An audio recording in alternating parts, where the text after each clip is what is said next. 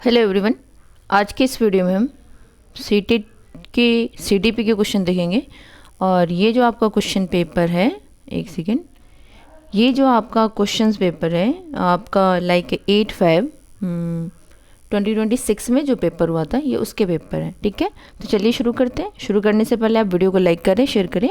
अगर आप चैनल पर नए हैं तो चैनल को सब्सक्राइब जरूर करें ताकि आने वाले सारे नोटिफिकेशन आपको मिलते रहें। तो इस वीडियो में ये आपका पेपर फर्स्ट है और पेपर फर्स्ट 8/5 का है और ये आपका सेट ई है, आप देख पा रहे होंगे। तो अब हम चलते हैं अपने क्वेश्चंस पे। अब वो क्वेश्चंस नंबर फर्स्ट क्या कहता है? क्वेश्चंस नंबर फर्स्ट कहता है प्राथमिक कक्षाओं के छात्रों की भ्रांतियां डैश और समाज सहज अनुमान को डैश करना चाहिए। तो क्या करना चाहिए? फर्स्ट कहता है जो प्राथमिक कक्षाओं के बच्चों की जो भ्रांतियां हैं उसे बर्खास्त करनी चाहिए या हतोत्साही करनी चाहिए या उस पर ध्यान केंद्रित करना चाहिए या अवहेलना होनी चाहिए। मतलब जो उनकी भ्रांतियां हैं उस पर क्या करनी चाहिए, है ना। जो सहज अनुमान है उसको तो प्रोत्साहित करना चाहिए, ये तो कंफर्म है, ये बात आपको भी पता होगा। आप एलिमिनेट करके आप अपने सही आंसर्स पे पहुंच सकते हैं। तो आप बता सकते हैं कि इसका सही आंसर्स क्या होगा।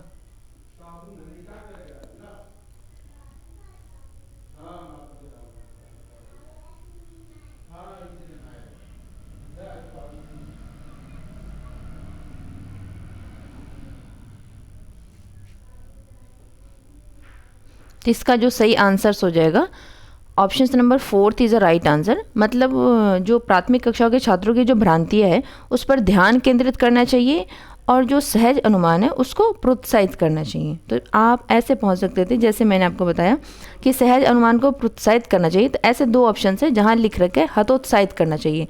तो ए फर्स्ट सेकेंड तो आपका ऐसे आंसर्स नहीं होगा। और सेकेंड कहता है कि प्राथमिक कक्षा के छात्रों की जो भ्रांतियाँ है उसकी अवहेलना करनी चाहिए। हमें उनकी भ्रांतियों को उस पर ध्यान केंद्रित करना है, ना कि अवहेलना करना है। इसलिए आपका सही आंसर हो जाएगा option number 4 is a right answer. ध्यान केंद्रित करना चाहिए और प्रोत्साहित करना चाहिए। नेक्स्ट क्वेश्चन पे चलते हैं। क्वेश्चन नंबर सेकंड कहता है the ability of hand eye coordination balance and manual is affecting. मतलब निम्नलिखित में से किस में व्यक्ति के हाथ और आंख के जो तालमेल है, संतुलन और शरीर निपुणता की क्षमता प्रभावित होती है। तो ये किस में होती है? तो फर्स्ट कहता है भाषा वैकल्य में। नहीं, ये तो भाषा का कोई लेना देना नहीं है ना। यहाँ क्या कह रहा है? आई हैंड कोऑर्डिनेशन की बात कर रहा है, तो इसमें लैंग्वेज का तो कोई रोल ही नहीं है। तो फर्स्ट आपका गलत हो जाएगा। गुणज वैकल्य भी, डिसलैक्सिया भी नहीं होगा, फोर्थ भी आपका गलत हो जाएगा। यहाँ पठन वैकल्य भी नहीं होगा। तो इसका सही आंसर हो जाएगा option second is the right answer, dyspraxia, गति समन्वय वैकल्य। नेक्स्ट क्वेश्चन पे चलते हैं। क्वेश्चन नंबर थर्ड कहता है डेवलपमेंट ऑफ चिल्ड्रेन। मतलब बच्चों के विकास के बारे में निम्नलिखित में से कौन सा कथन सही है। मतलब बच्चों के डेवलपमेंट के बारे में कौन सा ऑप्शन है जो सही है। मतलब जो सही है वही आपसे पूछा जा रहा है। फर्स्ट कहता है विकास बिना किसी पैटर्न के अनियमित तौर पर प्रकट होता है। क्या ये बात सही है? नहीं, विकास का एक पैटर्न होता है और वो एक मैनर में चलता है। तो इसका फर्स्ट तो गलत हो जाएगा कि विकास का पैटर्न अनियमित तौर पर प्रकट होता है। नहीं, तो फर्स्ट आपका गलत हो जाएगा। ठीक है, सेकंड पे चलते हैं। सेकंड कहता है विकास बहुआयामी और बहुदिशात्मक होता है। मतलब जो डेवलपमेंट होता है multi dimensional and multi directional होता है। Option second is a right answer. ठीक है, नेक्स्ट क्वेश्चन पे चलते हैं। विकास वृद्धि का पर्याय है। नहीं, साइनोनिम्स ऑफ विथ ग्रोथ। नहीं, ये तो आपका गलत हो जाएगा। जैसे कि डेवलपमेंट एंड जो ग्रोथ है वो मल्टीप्लाई हो सकता है आपका, ना प्लस हो सकता है ना माइनस हो सकता है। ठीक है, गुणनफल हो सकता है, प्लस माइनस नहीं हो सकता है। विकास एक सरल और एकात्मक प्रक्रिया है। बिल्कुल नहीं, विकास जो है ना एक जटिल प्रक्रिया है, ये सरल नहीं हो सकता। इसलिए आपका फोर्थ गलत हो जाएगा। तो इसका जो सही आंसर हो जाएगा option number second is a right answer. जो development of children is multi dimensional and multi directional. Question number 4 से देखते हैं। ये कहता है principle of cephalocaudal development talks about dash of development. मतलब ये क्या होता है, प्रिंसिपल ऑफ डेवलपमेंट की बात कर रहे हैं। विकास शीर्षगामी सिद्धांत विकास के डैश के बारे में बात करते हैं। तो एक तो होता है सेंटर से आउटर की ओर, तो आपका प्रोक्सिमो डिस्टल हो जाता है। और आपसे पूछ क्या रहा है, आपसे शीर्षगामी सिद्धांत। शीर्षगामी वो होता है जो सर से पैर तक होता है। तो आपसे ये पूछा जा रहा है ये एकाधिक आयाम होता है या व्यवस्थित होता है, ये मल्टीपल डायमेंशनल होता है, डायमेंशंस होता है, या ऑर्डरली होता है, सीक्वेंस होता है, या डिसकॉन्टिन्यूअस नेचर होता है, या लीनियर नेचर होता है। तो आप बता सकते हैं कि फोर्थ का सही आंसर क्या होगा। तो इसका जो सही आंसर होगा ऑर्डरली होता है और सीक्वेंस में होता है। Option number second is a right answer. Next question पे चलते हैं। क्वेश्चन नंबर 5 कहते हैं which of the following is an effective strategy of teaching children with autism. मतलब स्वलीन क्रम विकार से जूझ रहे बच्चों को पढ़ाने के लिए कौन सा एक प्रभावी रणनीति हो सकता है ना, यह है। तो फर्स्ट कहते हैं अनुमानित दिनचर्या बनाए रखना। क्या ये बात सही है कि जो बच्चे स्वलीन क्रम विकार से जूझ रहे हैं उसको हम अनुमानित दिनचर्या बनाए रखना चाहिए, या सख्त अनुशासन और दंड का प्रयोग रहना चाहिए। देखिए सख्त अनुशासन और दंड का प्रयोग तो ये आपका using strict discipline and punishment, ये तो हमें बच्चों के साथ करना ही नहीं है, इसलिए आपका सेकंड गलत हो जाएगा। थर्ड कहता है निरंतर नेत्र संपर्क बनाए रखना। ऐसा थोड़ी है प्रोवाइडिंग कॉन्स्टेंट आई कॉन्टैक्ट, नहीं ये भी आपका गलत हो जाएगा। फोर्थ कहता है किसी भी दृश्य श्रव्य सामग्री का प्रयोग से बचना। ऐसा थोड़ी, ऐसे बच्चों के लिए तो हमें मतलब कि अवॉइड नहीं करना है, यूज़ करना है। जो ऑडियो विजुअल एड्स होता है उसको हमें यूज़ करना है, उसको अवॉइड नहीं करना है, इसलिए आपका फोर्थ गलत हो जाएगा। तो आपका जो सही आंसर्स हो जाएगा option number first is a right answer. Maintaining predictable routine, मतलब अनुमानित दिनचर्या बनाए रखना चाहिए इन ऐसे बच्चों के लिए। नेक्स्ट क्वेश्चन पे चलते हैं। क्वेश्चन नंबर 6 कहता है निम्न में से कौन प्राथमिक कक्षाओं में छात्रों के लिए प्रामाणिक शिक्षण कार्यों के उदाहरण हैं। Which of the following are example of authentic learning task for a student in primary grades. First कहता है applying the concept of daily life. क्या ये बात सही है, बात तो सही लग रही है। मेमोराइजिंग ऑफसेट ऑफ डेफिनेशन, हमें किसी भी चीज़ को बच्चों को मेमोराइज नहीं कराना है, इसलिए हमारा सेकंड क्या हो जाएगा, गलत हो जाएगा। थर्ड कहता है recall factual information from text book. ऐसा थोड़ी है जो फैक्चुअल इन्फॉर्मेशन है हमें टेक्स्ट बुक से उसको रट्टा मार लेना है, रिकॉल कर लेना है, नहीं, तो आपका थर्ड भी गलत हो जाएगा। फोर्थ कहता है कॉपिंग आंसर फ्रॉम फ्रेंड्स नोटबुक। ऐसा थोड़ी है मित्रों के नोटबुक से हमें उत्तर कॉपी कर लेना है। तो आपका जो सही आंसर हो जाएगा option number first is a right answer. अवधारणा को दैनिक जीवन में लागू करना है, मतलब applying the concept of daily life. Next question पे चलते हैं। क्वेश्चन नंबर 7 कहता है talking about aloud to one self with no intent no communicate with other is dash in childhood.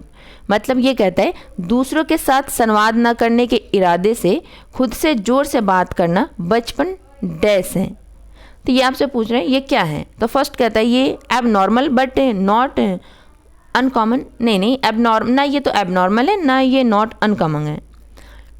Uncommon but normal, ये तो कोई एक ही हो सकता है ना, ये ऐसा भी, ये अनकॉमन भी नहीं है, अनकॉमन एंड एबनॉर्मल, नहीं ये भी नहीं होगा। तो आपका जो सही आंसर हो जाएगा मतलब दूसरों के साथ संवाद न करने के इरादे से खुद से जोर से बातें करना बचपन में क्या है, सामान्य और प्राकृतिक है, मतलब नॉर्मल एंड कॉमन चीज़ें हैं ये बातें, ठीक है।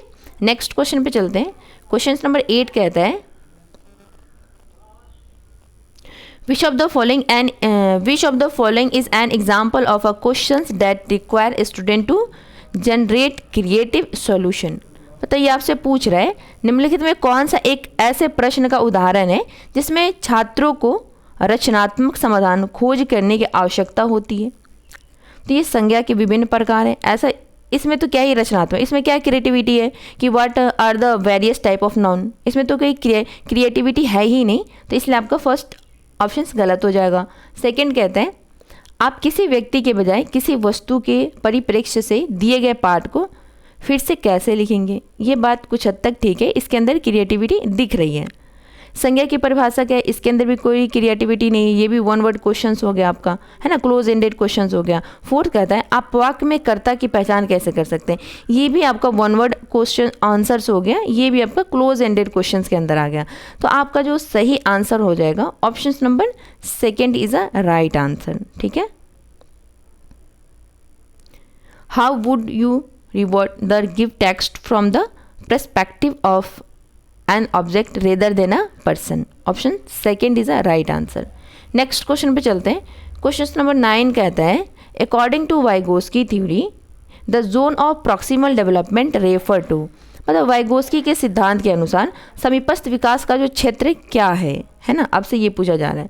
फर्स्ट कहता है द लेवल ऑफ स्किल और knowledge student is unlikely to over achieve, नहीं ये तो आपका नहीं हो सकता कि एक छात्र के कौशल या ज्ञान के स्तर जिसे कभी हासिल करने की संभावना नहीं, वो तो आपका प्रॉक्सिमल डेवलपमेंट नहीं होता है, वो आउट ऑफ प्रॉक्सिमल डेवलपमेंट हो जाता है। सेकेंड कहता है परीक्षा पास करने या ग्रेड प्राप्त करने के लिए एक छात्र के लिए आवश्यक कौशल या ज्ञान का स्तर क्या होना चाहिए, नहीं ये ज्ञान नॉलेज की बात नहीं कर रहा है, ये प्रॉक्सिमल डिजिटल वो होता है जो चीज़ आप दूसरे से सीख सकते हो, जो आपका एरिया है, जो आपका दायरा है। छात्र जिस कौशल या ज्ञान के स्तर में पहले से महारत हासिल कर चुके हैं वो तो आपको जो चीज़ आपको नहीं आती, ये प्रॉक्सिमल डिजिटल उसकी बात करता है, इसलिए आपका थर्ड भी गलत हो जाएगा। फोर्थ कहता है द लेवल ऑफ स्किल और knowledge student is capable of mastering with help, मतलब ये क्या होता है कौशल या ज्ञान के स्तर जो एक छात्र मदद की सहमत से महारत हासिल करने में सक्षम है, वो आपका जोन ऑफ प्रॉक्सिमल डेवलपमेंट होता है। ठीक है, ZPD इसको शॉर्ट नाम से हम जानते हैं। नेक्स्ट क्वेश्चन पे चलते हैं। क्वेश्चन नंबर 10 कहता है फॉर्मेटिव असेसमेंट अज्यूम्ड एट, मतलब फॉर्मेटिव असेसमेंट क्या है, रचनात्मक मूल्यांकन मानता है कि क्या मानता है। पहले आपको बता दें फॉर्मेटिव असेसमेंट क्या होता है, समेटिव असेसमेंट क्या होता है। फॉर्मेटिव असेसमेंट वो होता है जो आपका पूरे साल क्लास में चलता रहता है, जिसमें आपके जो टीचर के द्वारा आपको फीडबैक मिलता रहता है, और ये जो फॉर्मेटिव असेसमेंट है पूरे साल चलता रहता है। ठीक है, जो समेटिव असेसमेंट होता है वो क्या होता है, वो साल के एंड में होता है, जो आपका फाइनल ईयर का जो पेपर होता है, आप जैसे कि आप 4th में हो तो आप 5th में जाओगे, आप 7 में हो तो आप 8 में जाओगे, जो फाइनल टर्म का पेपर होता है वो आपका समेटिव असेसमेंट के अंदर आ गया, क्योंकि उसमें डायरेक्ट आपको जज किया जाता है, आपको पास और फेल किया जाता है। फॉर्मेटिव असेसमेंट में आपका पास फेल नहीं होता है, ये आपका असेसमेंट हो गया, इसमें आपको सिखाया जाता है, आपकी कमी कहाँ रह गई है वो आपको बताया जाता है। ठीक है, तो जब इतना समझाने के बाद तो आप इजीली आंसर्स पे पहुंच सकते हैं कि आपका सही आंसर्स क्या होगा। क्वालिटेटिव बेस्ड एंड ऑब्जेक्टिव, नहीं फर्स्ट तो नहीं होगा। गुणात्मक मापदंड पक्षपाती और नहीं, इसमें पक्षपाती का तो कोई लेना देना है नहीं, है ना। मूल्यांकन की प्रक्रिया में शिक्षार्थियों को भी शामिल किया जाना चाहिए। सीखने के लिए प्रतियोगिता आवश्यक है, नहीं ज़रूरी थोड़ी है कि सीखने के लिए मतलब कुछ कंपटीशन ही होनी चाहिए, बिना कंपटीशन के भी हम सीख सकते हैं, है ना। केवल मात्रात्मक मापदंड सही प्रतिपुष्टि देता है, जिस ऑप्शंस में आपका केवल आ जाता है वो आपका ऑप्शंस गलत हो जाएगा। ठीक है, इस बात पे ध्यान रखेंगे। मोटी 99% ऑप्शंस में यही चांसेस होते हैं जिसमें केवल आ जाता है वो आपका आंसर गलत हो जाता है, तो फोर्थ आपका गलत हो जाएगा। ठीक है, तो आप बता सकते हैं कि इसका जो सही आंसर हो जाएगा option second is a right answer. Learner should also be involve in the process of assessment, मतलब फॉर्मेटिव असेसमेंट में बच्चे खुद भी इन्वॉल्व होते हैं। ठीक है, नेक्स्ट क्वेश्चन पे चलते हैं। क्वेश्चन नंबर 11 क्या कहते हैं,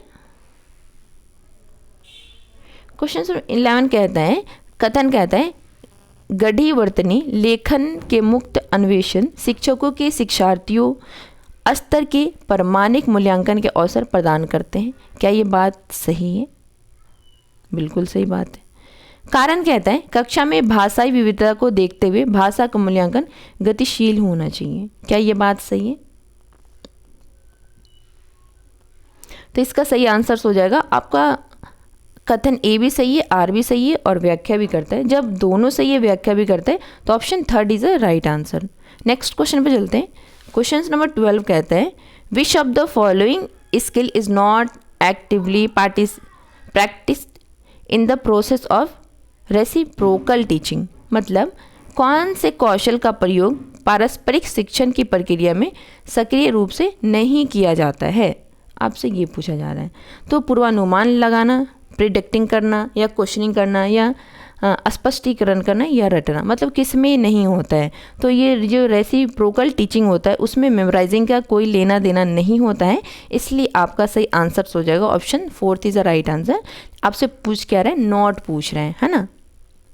नेक्स्ट क्वेश्चन पे चलते हैं। क्वेश्चन नंबर 13 कहता है which of the following hinder the process of effective problem solving, मतलब निम्नलिखित में कौन प्रभावी समस्या समाधान की प्रक्रिया में बाधा डालता है, वो कौन है। ब्रेनस्टॉर्मिंग है, एनालॉजिकल थिंकिंग है, रिस्पॉन्स सेट है, या कॉन्सेप्ट मैपिंग है।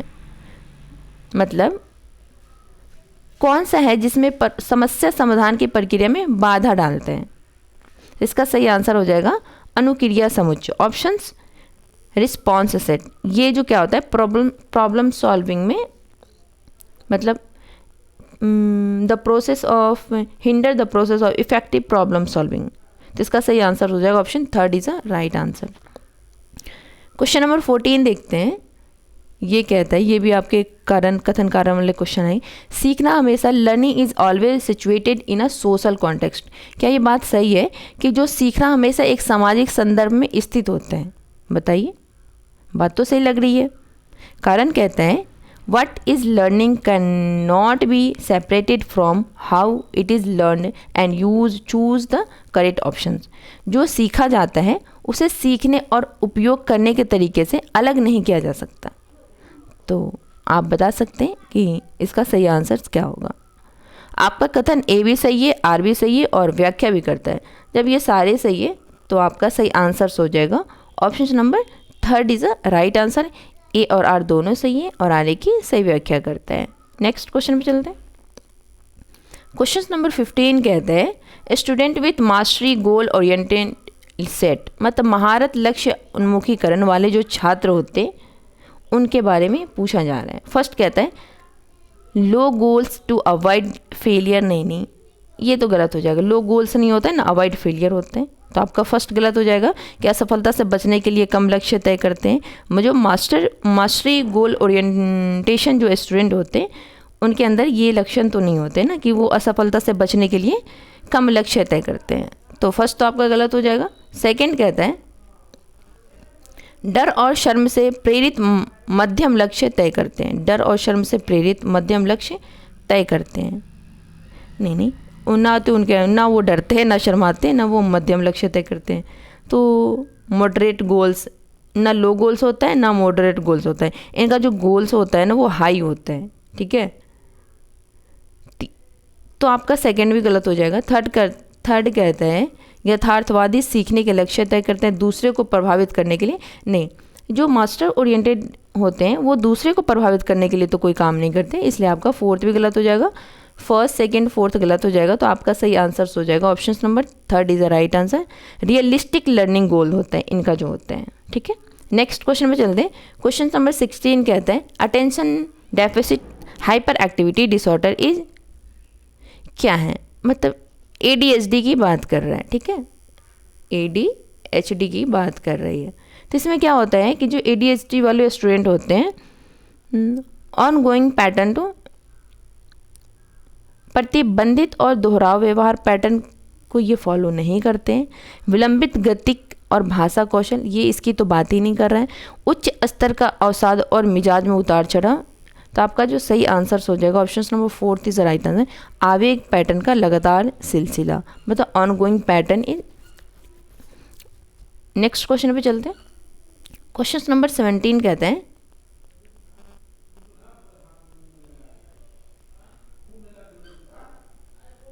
इन inclusive education in inclusive classroom the curriculum should be dash instruction should be dash.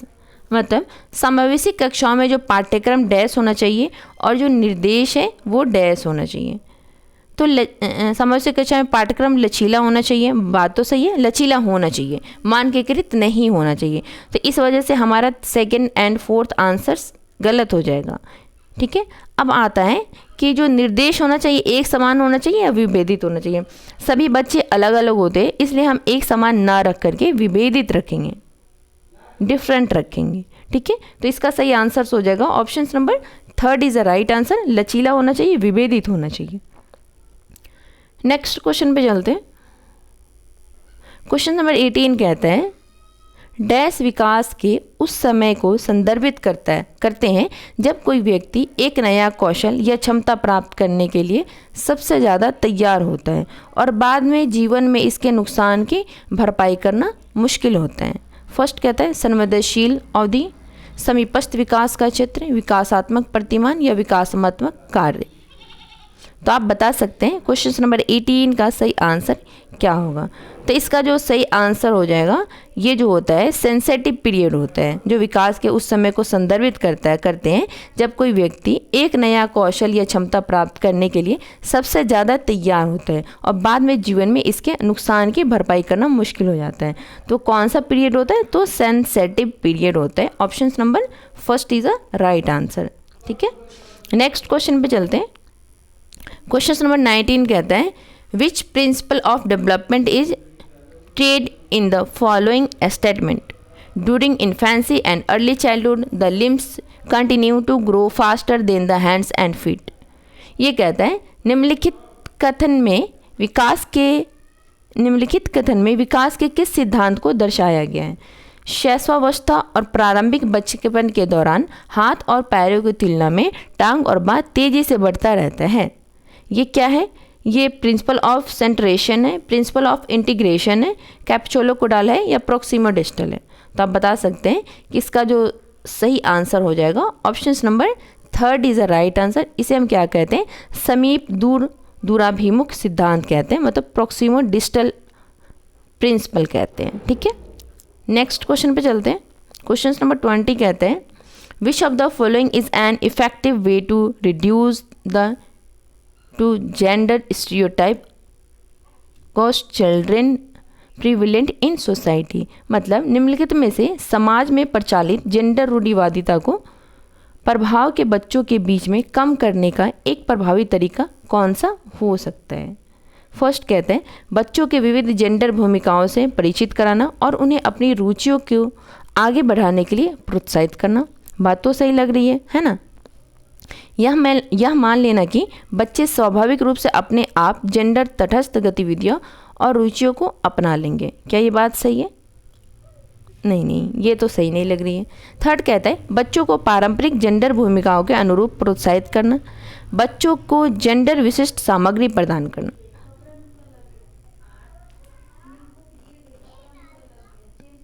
तो इसका सही आंसर हो जाएगा option number first is a right answer. बच्चों को विविध जेंडर भूमिकाओं से परिचित कराना और उन्हें अपने रुचियों को आगे बढ़ाने के लिए प्रोत्साहित करना।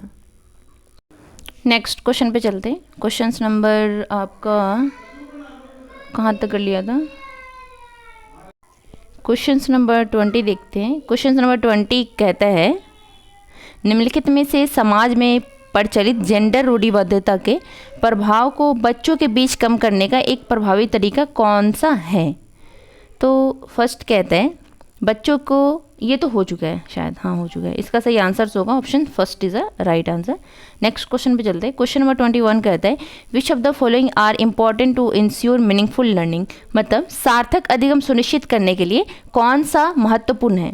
किसी मीनिंगफुल की बात कर रहा है। तो फर्स्ट कहते हैं भावनात्मक समर्थन का प्रावधान। क्या ये बात सही है? बात तो सही लग रही है कि आप थोड़ा सा वो भी होना चाहिए, इमोशनल सपोर्ट भी होना चाहिए।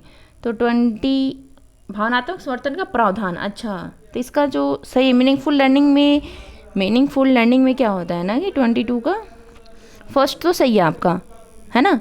भावनात्मक समर्थन का प्रावधान होना चाहिए, है ना। अगर आप ज़्यादा परेशान रहेंगे या ज़्यादा खुश भी रहेंगे ना, तो इन दोनों में मीनिंगफुल लर्निंग नहीं होता है, मॉडरेट लेवल पे होना चाहिए। ठीक है, तो फर्स्ट कहता है। सेकंड कहता है प्रतिस्पर्धा और प्रतिद्वंदिता का माहौल होना चाहिए। क्या ये बात सही है? नहीं, ये तो नहीं होना चाहिए। करने और प्रयोग करने के अवसर मिलना चाहिए, opportunities for doing and experimenting. तो आपका थर्ड सही हो जाएगा, आपका फर्स्ट सही है एंड थर्ड सही है, सेकंड जो है आपका गलत हो जाएगा। अब जिस ऑप्शन में सेकंड है वो आपका आंसर्स नहीं होगा, है ना। अब जिसमें फर्स्ट नहीं है वो भी आपका आंसर्स नहीं होगा, या तो आपका आंसर अब थर्ड होगा या तो फर्स्ट होगा, सेकंड होगा। फोर्थ कहता है स्टैंडर्डाइज्ड करिकुलम होना चाहिए, मानकीकृत पाठ्यक्रम होना चाहिए, तो मानकीकृत पाठ्यक्रम नहीं होना चाहिए, इसलिए आपका थर्ड भी गलत हो जाएगा। तो आपका जो सही आंसर हो जाएगा फर्स्ट सही है एंड थर्ड सही है। फर्स्ट एंड थर्ड किस ऑप्शंस में है, तो option number second is a right answer. ठीक है, नेक्स्ट क्वेश्चन पे चलते हैं, क्वेश्चन नंबर 22 पे चलते हैं। ये कहता है कथन और कारण वाले क्वेश्चन से शिक्षकों को पार के रूप में बच्चों को ढेर सारे संकेत और आलंबन उपलब्ध कराने चाहिए। Teacher should provide loads of scaffolding to children in the forms of prompts and cues. Reason कहता है, कारण कहता है, जीन पियाजे emphasise that more knowledgeable other play significant role in the advance in children cognitive skill through social interaction. क्या इसके बारे में जीन पियाजे इस बात पर जोर देता है कि अधिक जानकार लोग सामाजिक अंतर्क्रिया के माध्यम से, पहली बात कि जीन पियाजे ने तो सामाजिक अंतर्क्रिया की बात ही नहीं कही है ना, तो कारण तो आपके गलत हो जाएंगे। तो आपका जो सही हो जाएगा, आपका कथन सही है पर कारण जो है वो गलत है। ये सामाजिक अंतर्क्रिया की बात कौन करता है, तो लेवाइगोस्की करता है, जीन पियाजे नहीं करता, वो तो कॉग्निशन की ज़्यादा बात करता है ना। तो इसका सही आंसर हो जाएगा option number first is the right answer. A सही है लेकिन आपका आर गलत हो जाएगा। नेक्स्ट क्वेश्चन में चलते हैं, क्वेश्चन नंबर 23 कहते हैं, ये भी आपके कथन कारण वाले क्वेश्चन हैं। ये कहता है, कथन कहता है, एक प्रभावी शिक्षा शास्त्री रणनीति यह है कि बच्चों को नई जानकारी को जो वे पहले से जानते हैं के साथ जोड़ने के लिए कहा जाए। कारण कहता है, समानताओं और विभिन्नताओं की पहचान करने से बच्चों को जानकारी संगठित करने में मदद मिल सकती है, जो उन्हें सोचने के साथ साथ बेहतर याद रखने में भी मदद करती है। सही विकल्प का चयन करना है आपको और इसका सही आंसर बताना है। तो आपका 23 का जो सही आंसर हो जाएगा, आपका कथन भी सही है, कारण भी सही है और व्याख्या भी करता है, option third is a right answer. Next पे चलते हैं, क्वेश्चन नंबर 24 कहता है, बाहरी प्रेरणा मतलब internal motivation come from dash while external motivation come from dash internal motivation is based on. मतलब एक्सटर्नल मोटिवेशन क्या होता है, जो बाहरी प्रेरणा होती है वो क्या होती है, और जो आंतरिक प्रेरणा होती है वो क्या होती है। सिंपल सा आपसे ये पूछा जा रहा है। तो सजा से बचाओ, एक्सटर्नल पुरस्कार जैसे इनाम, जो इंटरनल मोटिवेशन होता है ना, तो वो आपके अंदर से आती है, वो आपका पुरस्कार से नहीं आता है, वो आपके इनाम से नहीं आता है। तो आपका फर्स्ट तो गलत हो जाएगा। दूसरे की सराहना, व्यक्तिगत संतुष्टि, हाँ आपका जो इंटरनल मोटिवेशन है वो व्यक्तिगत संतुष्टि से आता है, पर्सनल सेटिस्फेक्शन से आता है। तो आपका एक ही ऐसा ऑप्शन है जिसमें इंटरनल मोटिवेशन के बारे में कह रहा है, व्यक्तिगत संतुष्टि से आता है, दूसरे की स्वीकृति से इंटरनल नहीं होता है, पुरस्कार जैसे इनाम से भी इंटरनल का कोई लेना देना नहीं होता है।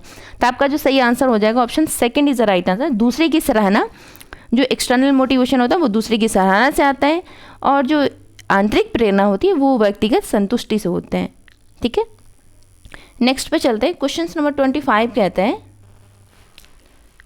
Creativity needs to nurtured by presenting practical problem and issue to children for and reflection. मतलब ये कहता है, कथन कहता है, बच्चों में रचनात्मकता को पोषित करने के लिए, उनके चिंतन और मनन करने के लिए व्यवहारिक समस्याओं और मुद्दों को प्रस्तुत करने की आवश्यकता है।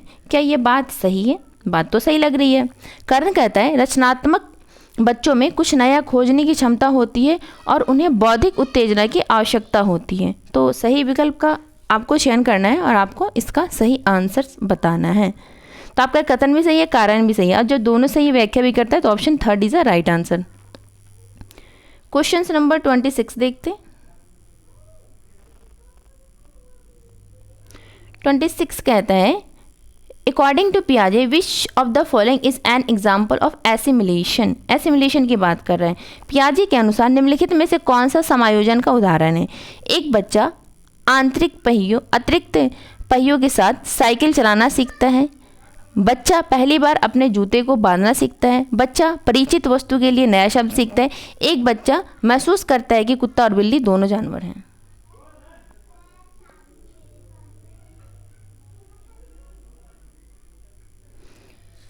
तो बच्चा परिचित वस्तुओं के लिए नया शब्द सीखता है। A child learn a new word from familiar object. Option third is a right answer. Question number 27 देखते हैं। ये कहता है क्या आपके माता पिता की अनुपस्थिति में फ्रीजर से चॉकलेट चोरी करना ठीक है? इस सवाल के जवाब में 4 वर्ष की मीरा ने जवाब दिया ऐसा नहीं करना गलत होगा, क्योंकि ऐसा करने से मुझे माता पिता से सज़ा मिल सकती है।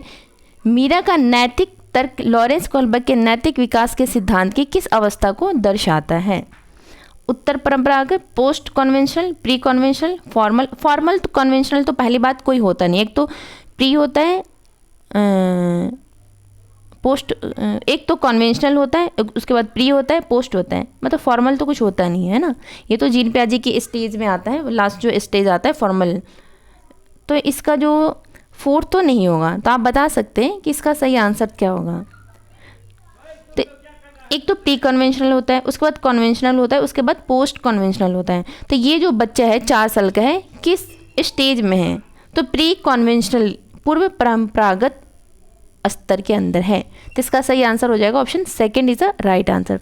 क्वेश्चन नंबर 28 कहता है as per gene पियाजे theory of development children develop dash by the end of sensory motor stage. Object permanence, symbolic thinking, conservation, hypothetical logical reasoning. As per gene पियाजे theory of development children develop dash by the in sensory motor stage. मतलब gene पियाजे के विकास के सिद्धांत के अनुसार बच्चे संवेदी परक अवस्था के अंत तक डैश विकसित कर लेते हैं। तो वो क्या विकसित कर लेते हैं? वस्तु अस्थायित्व, ऑब्जेक्ट परमानेंस या सांकेतिक चिंतन तो नहीं हो पाता है ना। तो जैसा थोड़ी है कि सेंसरी मोटर पास हो आप, हाइपोथेटिकल लॉजिकल रीजनिंग ये तो लास्ट स्टेज में आता है। तो फोर्थ तो आपका नहीं होगा, कंजर्वेशन भी नहीं होगा, परिकल्पित तार्किक है, सिंबॉलिक थिंकिंग भी नहीं होगा, सांकेतिक चिंतन भी नहीं होगा। तो आपका जो सही आंसर हो जाएगा option first is the right answer, वस्तु अस्थायित्व, ऑब्जेक्ट परमानेंस। मतलब जो चीज़ें उनके नज़र के सामने नहीं वो भी इस दुनिया में है। जैसे होता है ना बच्चों के सामने करके फिर छिपा देना कि नहीं मिल रहा है भाई, ऐसा लाइक डैट। क्वेश्चन नंबर 29 देखते हैं। ये कहता है एज पर लेवाइगोस की इनर स्पीच क्या है? यहाँ आपसे इनर स्पीच की बात की जा रही है। लेवाइगोस्की के अनुसार आंतरिक जो वाक होती है, इनर स्पीच क्या होती है? बच्चों में संज्ञानात्मक परिपक्वता का एक लक्षण है। क्या ये बात सही है? जन्म से लेकर 3 वर्ष की उम्र तक होती है इनर स्पीच। तर्क करने और विचारों को व्यवस्थित करने में मदद करती है। बच्चों के संज्ञानात्मक विकास में बाधा डालती है। पहली बात की ये तो संज्ञानात्मक विकास में बाधा नहीं डालती है, इसलिए आपका फोर्थ गलत हो जाएगा। और बच्चों में संज्ञानात्मक परिपक्वता का एक लक्षण है, ये तो इसकी बात ही नहीं कर रहा है। जन्म से लेकर 3 वर्ष की उम्र तक होती है। क्या इनर स्पीच बच्चा जब जन्म से लेकर 3 वर्ष तक रहेगा वो इनर स्पीच कर पाएगा? नहीं कर पाएगा ना, जब वो थोड़ा बड़ा हो जाएगा तब कर सकता है। तो इसका जो सही आंसर हो जाएगा help in reasoning and organizing thought, मतलब तर्क करने और विचारों को व्यवस्थित करने में मदद करती है, जो इनर स्पीच होती है। ठीक है, नेक्स्ट क्वेश्चन पे चलते हैं। क्वेश्चन नंबर 30 कहता है critical thinking in student can be promoted by. छात्रों में आलोचनात्मक सोच को विकास प्रकार बढ़ावा दिया जा सकता है सहयोग को हतोत्साहित करके, छात्रों को रटने की पूर्वाभ्यास करने के लिए प्रोत्साहित करके, क्या क्यों कैसे जैसे उत्साहवर्धक प्रश्न पूछकर, अधिक संज्ञान को प्रोत्साहित करके। तो इसका सही आंसर हो जाएगा option number 3 is the right answer. Critical thinking in student can be promoted by. छात्रों में समालोचनात्मक चिंतन को किस प्रकार बढ़ावा दिया जा सकता है? हतोत्साहित करके तो नहीं दे सकते हैं, है ना, रटने से भी नहीं दे सकते हैं। तो क्या क्यों कैसे, encouraging question such as what why how. Option 3 is a right answer. तो इस वीडियो में हमने CDP के 30 क्वेश्चंस करे। आई होप कि आपको ये वीडियो पसंद आएगी। आप इस वीडियो को जरूर देखिए, जितना हो सके आप प्रैक्टिस ज़रूर करें। एटलीस्ट कम से कम एक सेट तो जरूर करें। एक सेट नहीं कर पा रहे हैं तो कम से कम 30 क्वेश्चंस एक सब्जेक्ट के जरूर करें, जो आपके पेपर में बहुत ज़्यादा हेल्प करेगी। तो मिलते हैं आपसे नेक्स्ट वीडियो में। वीडियो को लाइक करें, शेयर करें। अगर आप चैनल पर नए हैं तो चैनल को सब्सक्राइब जरूर करें। Thank you.